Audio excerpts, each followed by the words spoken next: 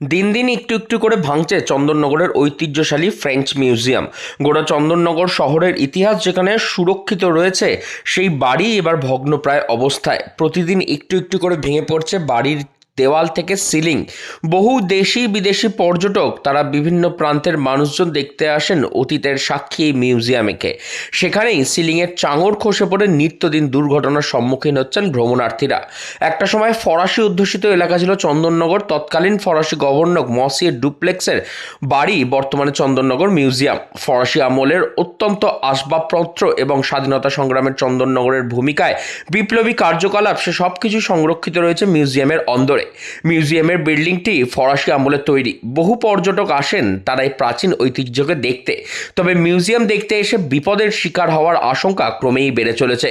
এমনই ঘটনার সাক্ষী মঙ্গলবার বিকেল। বিদেশি পর্যটকের একটি দল তখন মিউজিয়ামের মধ্যে ঘুরছে, সেই সময় ফরাসি স্থাপত্য দেখা চলছে। সেই সময় ফরাসি আমলের মিউজিয়ামের আসবাবের ওপর হঠাৎই সিলিংয়ের চাঙড় খসে পড়ে। কেউ আহত হননি, তবে আহত হওয়ার আশঙ্কা তৈরি হয়। আমি ভীষণভাবে উদ্বিগ্ন এবং ভীষণভাবে চিন্তিত। আমি কিন্তু দীর্ঘদিন ধরে এএসআইকে আমি চিঠি দিচ্ছি। তারা বারবারই বলছেন যে তারা শীঘ্রই কাজ শুরু করবেন, কিন্তু এটা আমি শুনে আসছি বরাবর। কিন্তু এখনো পর্যন্ত সেই অর্থে কিন্তু কোনো কাজ শুরু হয়নি, কারণ এই সৌধটি এতটা মূল্যবান। এই কাজে কিন্তু গড়িমসি করলে কিন্তু সাংঘাতিক বড় ক্ষতি হয়ে যাবে, আর সে ক্ষতি মানে অপূরণীয় ক্ষতি হয়ে যাবে, কারণ এতটা বড় এলাকা জুড়ে এবং চারিদিক থেকে যদি এরকম তলায় চাই খসতে থাকে, তাহলে কিন্তু ব্যাপারটা তো বিপজ্জনক হয়ে যাবে। এবং এখানে প্রচুর পর্যটকরা আসেন, প্রচুর স্কুলের বাচ্চা ছেলেমেয়েরা আসে, কারণ এখানে তো একটা শিক্ষণীয় অনেক কিছু দ্রষ্টব্য জিনিস আছে যেগুলো মিউজিয়ামে তারা এখানে দেখতে আসে, শিখতে আসে, পড়তে আসে, জানতে আসে। এবার আমরা কি করে রক্ষা করব বলুন তো দেখিনি। এই বিষয়ে ফ্রেঞ্চ মিউজিয়ামের ডিরেক্টর বাসবী পাল তিনি যে বলেন, এটি খুবই দুশ্চিন্তার ঘটনা। মাঝখানে আগেও একবার সিলিং খসে পড়েছিল, তবে মিউজিয়ামের কর্মীরা অল্পের জন্য রক্ষা পেয়েছিলেন সেদিন। বেশ কিছুদিন ধরেই মিউজিয়ামের দেওয়ালের ছাদের অবস্থা খারাপ। মিউজিয়ামের রক্ষণাবেক্ষণের দায়িত্ব রয়েছে আর্কিওলজিক্যাল সার্ভে অফ ইন্ডিয়া।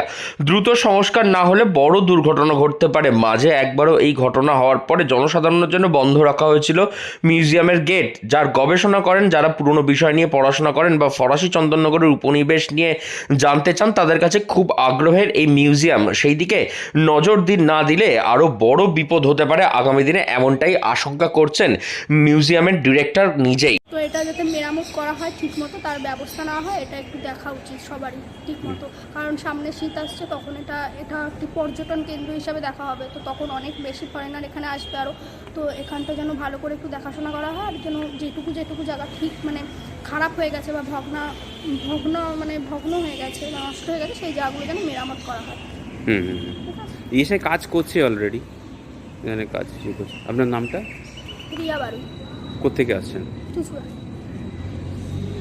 যে ফরেনাররা তো এখানে আসছেন? হ্যাঁ, এসছিলেন তো চলে গেলেন, মানে আসেনি। আমি মানে সারা বছরই আসেন, কিন্তু শীতকালে একটু বেশি আসবেন, যেহেতু শীতকাল সিজনটা। কারা আসেন এটা? ফরেনাররা। নামটা বললে একবার? রিয়া বাড়ি। গোটা চন্দননগর শহরের ইতিহাস যেখানে সুরক্ষিত থাকার কথা, সেই জায়গায় হয়ে পড়েছে অসুরক্ষিত। হুগলি থেকে রাহি হালদার, লোকাল 18 বাংলা।